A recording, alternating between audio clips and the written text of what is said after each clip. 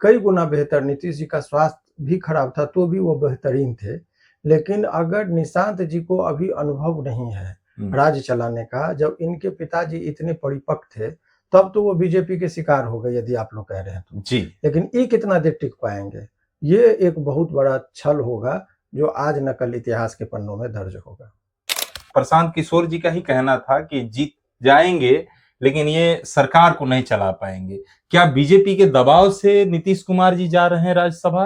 बिहार के मुख्यमंत्री श्री नीतीश कुमार जी एक जो कुर्सी कुमार कहे जाते हैं, उनको मन में एक इच्छा आता है कि अब राज्यसभा जाएंगे। जब से राज्यसभा जाने की उनके मन में इच्छा आता है, तमाम तरह के सोशल मीडिया पर चर्चा चलने लगती है कि अब बिहार के उत्तराधिकारी कौन बनेगा, या सम्राट चौधरी बनेंगे या निशांत कुमार बनेंगे, इस तरह से लेके। और आज निशांत कुमार को पार्टी में जोड़ा भी गया है और लोग कह रहे हैं, सोशल मीडिया पर चर्चा चल रहा है कि तेजस्वी यादव पर भारी पड़ रहे हैं। कुछ देर पहले तो चर्चा चल रहा था कि नीतीश कुमार अब क्या महागठबंधन के साथ सरकार बनाएंगे, या जब बीजेपी के दबाव से राज्यसभा जा रहे हैं ये सम्राट चौधरी मुख्यमंत्री बनेंगे। तमाम तरह के सवालों का जवाब लेने के लिए पहुंचे हैं हम पटना। हमारे साथ में हैं पटना हाईकोर्ट के जाने माने वकील शिवनंदन भारती जी, और हम मेरा नाम है चंदन दुबे और सेवा न्यूज में आप देख रहे हैं। अब चर्चा करेंगे। सर, पहले तो हमारे चैनल पर स्वागत है आपका। जी, बहुत बहुत शुक्रिया। और जो अभी चल रहा है सोशल मीडिया पर, जिस तरह से, या नीतीश कुमार जी जिस तरह से अपना इच्छा जाहिर किए हैं, इसको आप किस तरह से देख रहे हैं और क्या कहना चाहेंगे जनता? देखिए, एक सभी पार्टी में अपने अपने लोगों को, किसी भी व्यक्ति को राजनीति करने का अधिकार है लोकतंत्र में जी। लेकिन जहां तक उत्तराधिकारी चुनने की बात होती है, जब राजा, उत्तराधिकारी का मतलब वो डायरेक्ट राजा के तौर पर जा रहे हैं। जी जी। राजा की राज का जो संचालन करे वही राजा होता जी। है।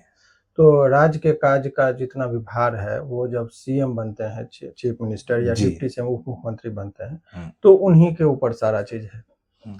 तो इस निशांत जी का आगमन को जो उनके पार्टी के लोग हैं, वो लोग एक नए युग की शुरुआत बता रहे हैं। जी जी।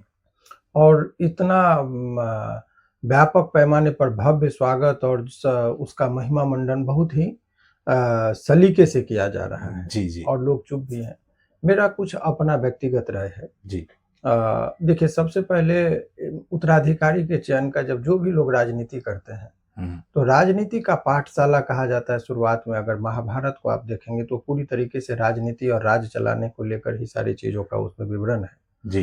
तो शुरुआती दौर में ही एक उदाहरण है, ये बोलना प्रासंगिक होगा इसीलिए मैं उसका जिक्र कर रहा हूँ, कि राजा बनने के लिए, और राजा को एक बार ऐसी ही परिस्थितियां भरत के साथ हुआ और उन्होंने कहा कि उनके अनेकों पुत्र थे जी, उनमें से ही किसी एक कोई सुयोग उनको जो लगना था वो बताए। तो उन्होंने कहा कि राजा बनने के लिए कुछ विशेष गुण, 8 गुणों का उन्होंने वर्णन किया है कि होना चाहिए। जी, जी। सबसे पहले धर्म परायण।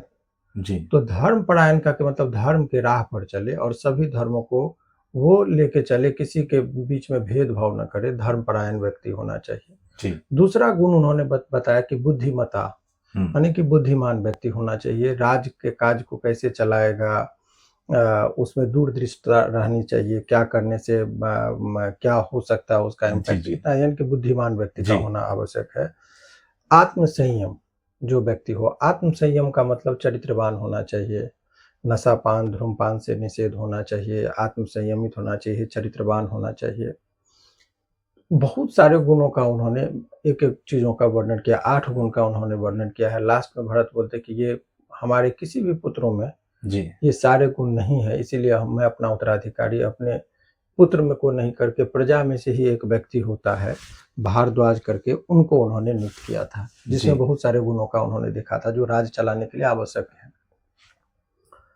नीतीश कुमार जी के जो पुत्र का आगमन हुआ है जी, तो उनकी जो पार्टी के लोग जो महिमा मंडन कर रहे हैं जी, उन लोगों को ये विवेचना करनी चाहिए। देखिए, देश बड़ा है, राज्य बड़ा है और जनता है, जनता सभी को देख रही है, तो लोक लज्जा खत्म नहीं करनी चाहिए। नीतीश कुमार जी की बहुत सारे तथ्यों को छुपाया जा रहा है। नीतीश कुमार जी राजनीति ही इस पर की है कि मैं वंशवाद परिवारवाद परिवारवाद के विरोध में रहा हूँ। तो अभी आज के डेट में जितने भी नेता हैं, रामविलास पासवान जी के पुत्र जी जी चिराग जी हैं, लालू यादव जी के पुत्र तेजस्वी, इन लोगों को परिवारवाद के टैग लगा है। तेज प्रताप और तेजस्वी जी हो गए। उसके बाद आप आएंगे तो इधर आप देखेंगे जीतन राम मांझी के भी जो पुत्र हैं, सुमन मांझी, वो भी राजनीति में है। उपेंद्र कुशवाहा के पुत्र भी मंत्री बन गए। तो अब ये लोग जो हमेशा से जो कहते थे वंशवाद के विरोध, परिवारवाद के विरोध, तो वो अब किस मुंह से लोगों को दिखाएंगे? तो लोग ठगा हुआ महसूस कर रहा है, नंबर 1। नंबर 2, एक और उदाहरण है, इतिहास के पन्नों में ही पढ़िएगा कि कालिदास के जीवनी को पढ़ेंगे तो शुरुआती दौर में बहुत वो अत्यंत मूर्ख थे जी। और वो उस महिला से बदला लेने के लिए एक मूर्ख व्यक्ति को ढूंढा गया और उनको सभा में इस तरीके से प्रस्तुत किया गया कि लगा कि वो विद्वान है।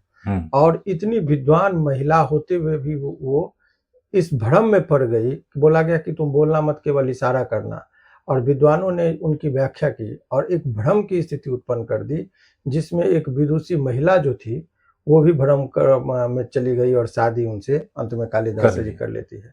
वो तमाम तरह का चीज अभी की राजनीति में दिख रहा है जी जी। कि जिस तरीके से नए युगों का आगमन, जैसे लग रहा है कि बहुत बड़ा चीज होने वाला जैसे, तो ये अपने आप को थोड़ा सा भी आवाज नहीं कपा रहा है लोगों को कि हम कर क्या रहे। लोग लज्जा खत्म हो चुकी है, धाक और साख खत्म हो चुका है।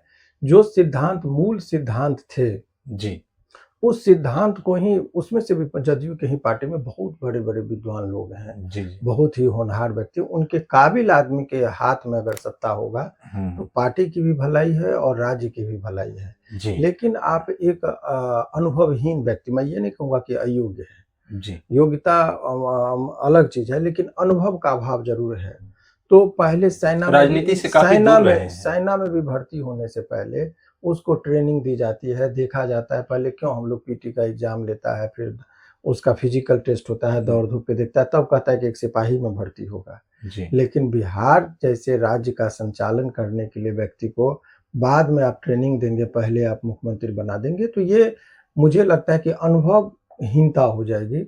अनुभव के अभाव में मुझे लगता है कि वो विकास का कार्य रुक सकता है। इसीलिए जदयू के ही पार्टी में बहुत सारे लोग विद्वान हैं, एक पर एक विद्वान है। अगर नहीं कोई है तो मुझे लगता है संजय झा जी हो गए, ललन सिंह जी हो गए, राजनीति के बहुत ही लोग मजे हुए खिलाड़ी हैं। अगर नहीं होता है तो तत्काल इन्हीं लोगों को पद भार ग्रहण करना चाहिए, लेकिन निशांत जी को ट्रेंड करना चाहिए। अभी उनको राजनीति की जो हुनर है उसको ट्रेनिंग दे। पहले देखिए ना, महाभारत काल में ही देखिए ना कि राजा का बेटा राजा होता था, लेकिन शुरुआती दौर में 14 वर्ष तक उसको जंगल में रखा जाता था, गुरु के आश्रम में ट्रेनिंग दी जाती थी ताकि वो सारे गुणों को वो सीख जाए, फिर वो राज्य को चलाए।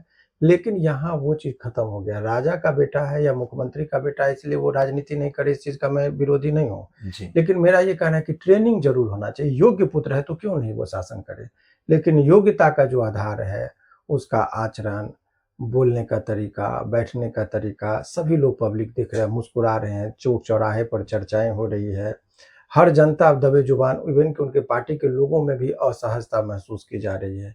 तो ये जनता है, सब कुछ जान रही है, लेकिन नेता भी जानकर नजरअंदाज करके जब इस तरीके से कर रहे हैं तो मुझे लग रहा है कि ये बिहार के लिए अच्छा संकेत नहीं है। बाकी कालिदास भी मूर्ख थे, लेकिन एक बार जब अपमान उनको लगा तो बहुत बड़े विद्वान बन गए और अपनी रचना में शकुंतलम से लेकर अनेकों चीज का उन्होंने रचना किया जी। तो ऐसे में मुझे लगता है कि यदि वो हो जाए तो चमत्कार होगा, लेकिन फिलहाल बिहार की राजनीति बिल्कुल शून्य है। राजनीतिक तौर पर मुझे लग रहा है कि बहुत बड़ा गैप है, पॉलिटिकल क्राइसिस जो कहते हैं वो गुजर रहा है। बाकी इन लोगों के जिनके हाथ में चाबी है, अभी जनता तो 4 साल कुछ नहीं कर सकती है जी। इसके पास कोई विकल्प ही नहीं, क्योंकि आप जब वोट देते हैं तो पैसा पर 5,000 और 10,000 के लोभ में जब आप वोट देंगे तो नेता आपको पैदा नहीं होगा, नेता थोपा जाएगा। और वही तरीके का नेता सभी पार्टी में के लोग जो हैं अपने ही बच्चे के बारे में सोचते हैं। प्रशांत किशोर जी ने, एक बात से मैं सहमत हूँ जी कि प्रशांत किशोर जी ने कहा था कि सभी नेता अपने बेटा के बारे में सोचते हैं, आप अपने बेटा के बारे में क्यों नहीं सोचते हैं जी। तो अपने बेटा के बारे में सोचना कि जैसे अभी के दौर में मुझे यदि कहिएगा जी तो मैं बहुत ही बेबाकी से बोल रहा हूँ कि बिहार में राजनीतिक क्राइसिस है, लेकिन इस दौर में एक ही आदमी है जो मुझे व्यक्तिगत तौर पर मुझे लग रहा है कि बहुत ज्यादा सूटेबल है, वो है पप्पू यादव जी जहां भी होता है वो पहुंचते हैं तो हर जगह जाते हैं। तो लेकिन उनको भी बड़ी आलोचना हो रही है क्योंकि उनके जो प्रतिद्वंदी लोग हैं आगे नहीं बढ़ने दे रहे हैं, जो भी है। लेकिन बिहार के लिए राजनीतिक तौर पर ये बहुत बड़ा क्राइसिस जरूर है। एक चीज कहेंगे, जब प्रशांत किशोर जी का नाम लिए तो प्रशांत किशोर जी का ही कहना था कि जीत जाएंगे लेकिन ये सरकार को नहीं चला पाएंगे। क्या बीजेपी के दबाव से नीतीश कुमार जी जा रहे हैं राज्यसभा, या वो ये बहुत ही पॉलिटिकल डीप क्वेश्चन हो गया जी, और उस चीज पर विवेचना एक आम जनता के नाते मेरे मन में वो देखने के बाद वो क्या प्रतिक्रिया है वो मैं दे रहा हूँ। जी जी वो इंटरनल चीजों पर इसलिए नहीं, उनके पार्टी के लोग हैं, मुझे किसी भी पार्टी से कोई ना तो लगाव है ना किसी से कोई नहीं, इस चीज को तेजस्वी यादव जी भी कहे थे। उनका बयान, पॉलिटिकल लोग हैं, वो लोग बयान दे सकते हैं। हम और आप जो एक आम जनता के नजर से जो उनका जो देखने का नजरिया होता है उस नजरिया से उनके पास जदयू पार्टी के लोग भी बहुत लोग असहज महसूस कर रहे हैं, भारी मन से वो देख रहे हैं। तो इससे कई गुना बेहतर नीतीश जी का स्वास्थ्य भी खराब था तो भी वो बेहतरीन थे, लेकिन अगर निशांत जी को अभी अनुभव नहीं है राज्य चलाने का, जब इनके पिताजी इतने परिपक्व थे तब तो वो बीजेपी के शिकार हो गए यदि आप लोग कह रहे हैं तो जी, लेकिन ये कितना देर टिक पाएंगे, ये एक बहुत बड़ा छल होगा जो आज न कल इतिहास के पन्नों में दर्ज होगा। जी, तो नमस्कार। देखे आप कि किस तरह से सारे सवालों को जवाब दिए सर ने, और आप लोग वीडियो को देखिए, लाइक करिए, शेयर करिए। नमस्कार, जय हिंद, जय बिहार।